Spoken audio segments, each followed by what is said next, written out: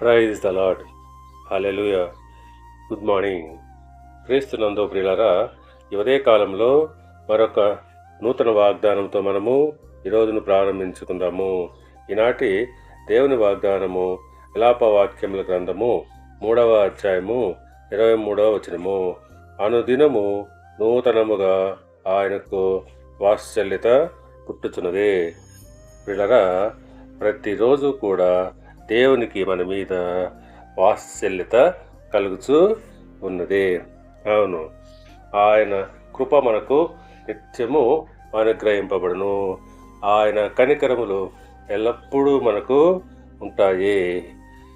కీర్తనల గ్రంథము 30వ కీర్తన 5వ వచనం ప్రకారంగా ఆయన కోపము నిమిషమాత్రము ఉండును, ఆయన దయ ఆయుష్కాలమంతయు నిలచును.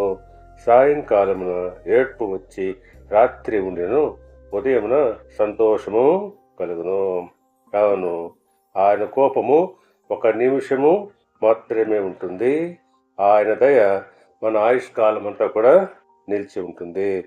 ఏ రీతిగా సాయంకాలమున ఏడ్పు వచ్చి రాత్రి ఉండి ఉదయమునకు సంతోషము కలుగును, ఆ ప్రకారంగానే అనుదినము నూతనముగా ఆయనకు వాత్సల్యత పుట్టుతున్నది.